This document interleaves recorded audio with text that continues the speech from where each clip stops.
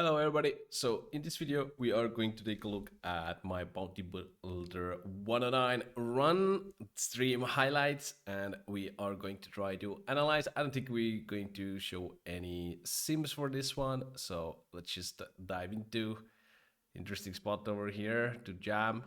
Let's pause it. Mm, yeah, it makes sense. This guy over here has a big bounty, so just go for it. We cover everybody. This guy's range can be wide. This guy can open very wide, so it should have a lot of full equity here. Still 27 remaining. I believe it will get to the final label quite quickly in these highlights. So 7th ends. We have a flip.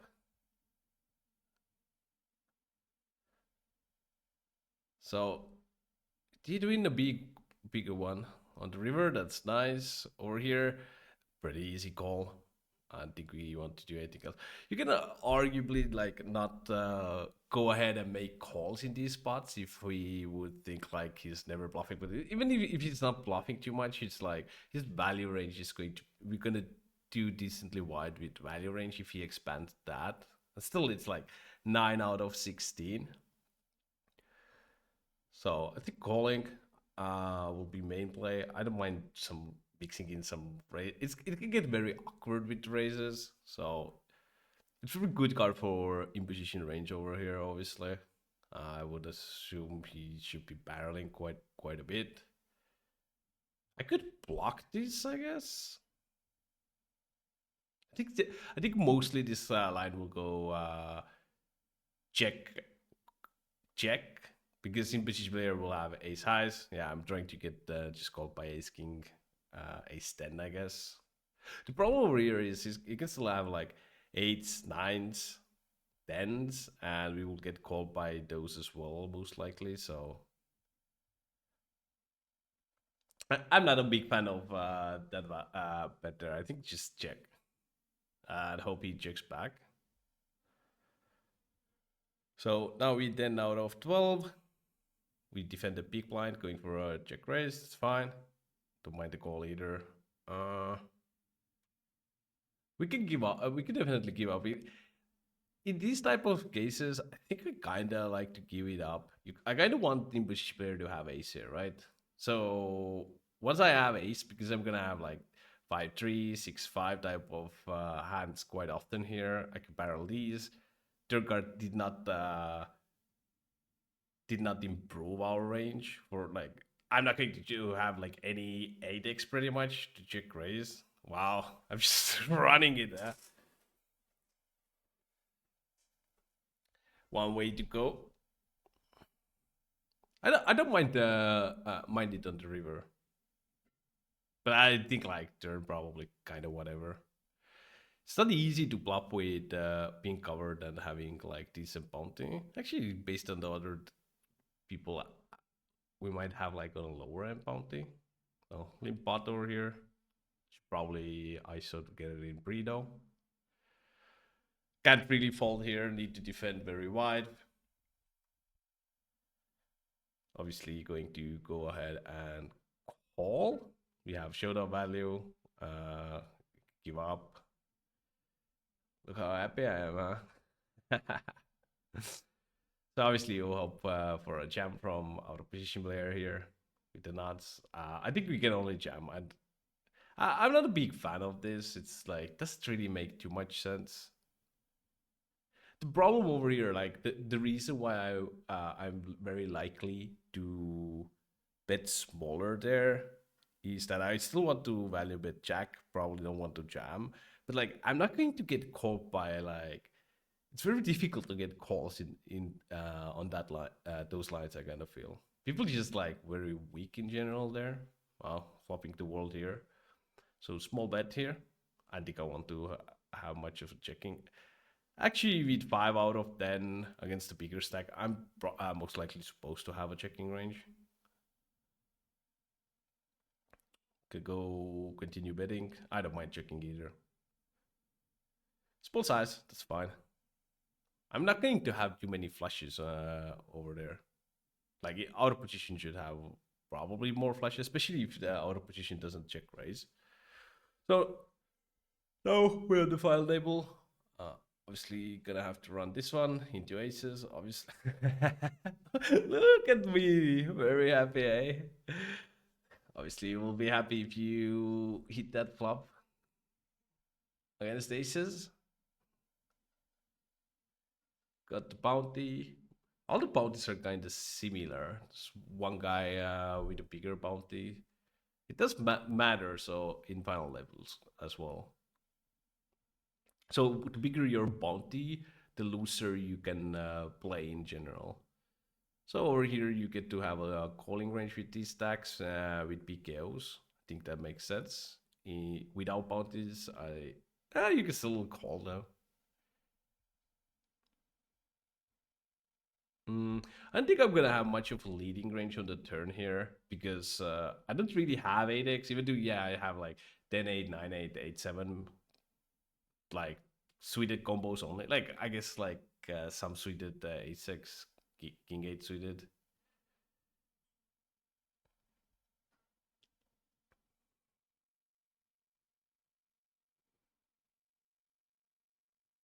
This guy seems to be very loose with calling off, just bounty hunting. You always want to know who's like very happy to hunt because you just don't have much fall equity against such players. What am I thinking here? Why is this? Okay. Think we can call here. So if you bet small, I don't think I get to go anywhere. I have a cut shot. I still probably like, yeah, I don't mind raising either here. Raising, calling. Because once I raise, it's kind of like his range will be a6 pretty much at that point. Man, I'm not going to fold here. I don't mind either way here. We still have a cut shot. We have a pair. Also, I kind of feel like people are unlikely to triple it off as a bluffs as often, so they will kind of give up. Interesting spot once he bets this big. Should I raise or not? Probably should. He's gonna have two pairs. The only problem is like he's also gonna have flush draws. You can make argument like why don't he jam flush draws? So if he's jamming flushes, which would make a lot of sense, yeah, like he's going to jam flushes, right? It's spot size bet. If he has a flush, he probably jams. So he doesn't really have a flush. He could definitely have some flushes, but like probably not as often. So based on that, I kind of like the jam. Also, there is a huge bounty this guy has. The only problem is what will I get called by here, right? Are two pair calling? I do have few 5x, but not like too many. And also, I don't think he's gonna. Yeah, he can definitely have 5x, right? He bets the flop. Jordan, what's up? You guys go check out bbzpoker.com for Ape Styles bundle, my new bundle, exploitative strategies. If you want to learn how to exploit your opponents and charts, you guys, I will leave the links in the description.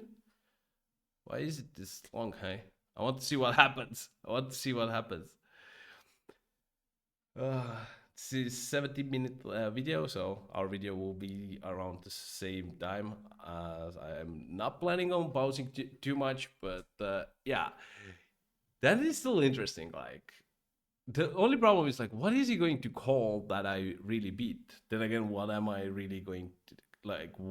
What stronger hands can I guess you can still have flushes, 5x. Like I don't know if two pairs are calling. Like he's tanking, he probably has a set or like 9-3, ace-9, ace-3. Yeah, I'm not a big fan in final tables with these stacks and everything. Like, I think I should probably be calling here.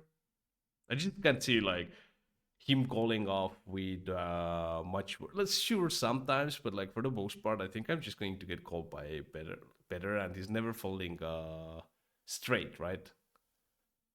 So or like doesn't really make sense to bluff. Like yeah, he like you could see over here he dank called with ace deuce. So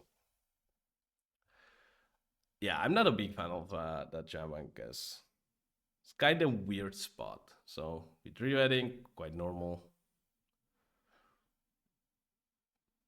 Well, sun run, hey, sun running,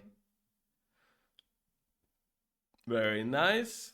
Look at me dancing over there, happy boy. This one was played like probably 2 years ago, if I had to guess.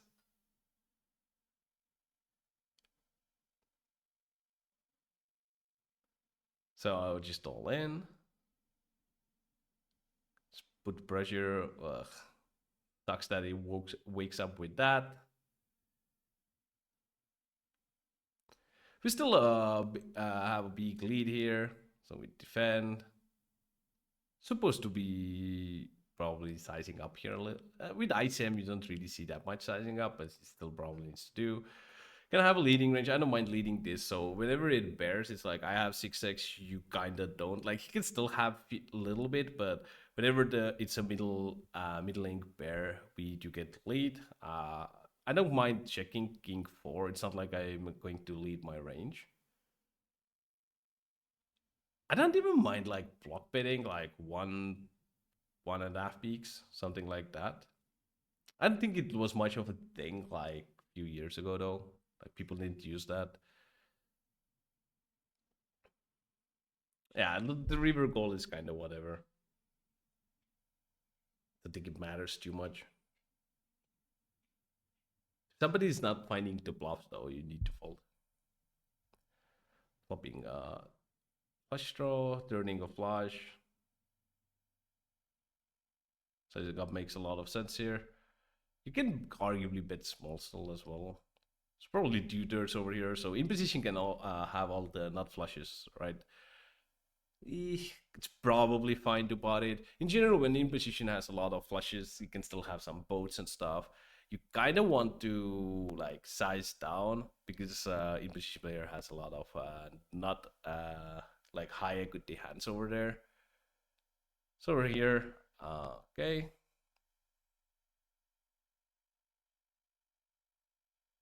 it's quite nice. And now we're gonna get to heads up. Let's see how we do.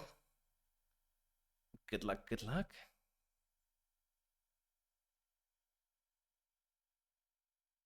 So, 3 bet.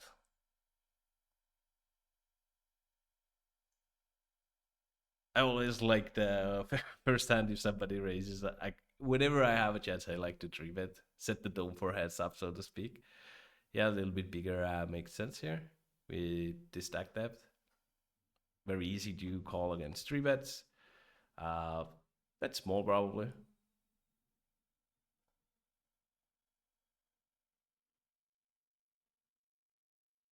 I think he's still supposed to be check raising quite a bit. King connects actually quite well with his range. Like if his check calls would be probably king and queen highs, or like more density to king and the queen highs. So raise, raise, raise.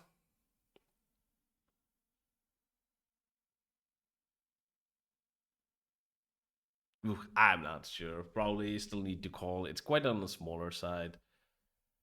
So if you bet small, I need to continue. If you bet big, I'm not 100% sure. Yeah, I need to continue here. Either raise or call. Yeah, like I like when I do like stuff I was like doing back then. It was like, should be raising sometimes here. I do think mainly we should be calling though.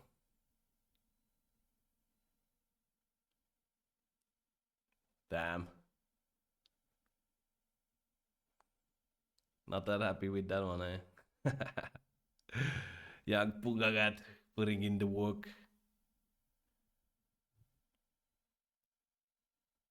So whenever I play or like I used to play heads up, I still kinda do, especially if I don't know my opponent is like even though Solver often says like raise, raise, raise a lot, like I try to like you want to still have like try different lines how your opponent plays because if you get a lot of heads up, you will start noticing some people are like quite weak in on certain lines. Like some people play very poorly limp pot, some people are very boring like defending and c bet, so just raise and bet a lot, and like basically try to see where people messing up and try to take advantage of that.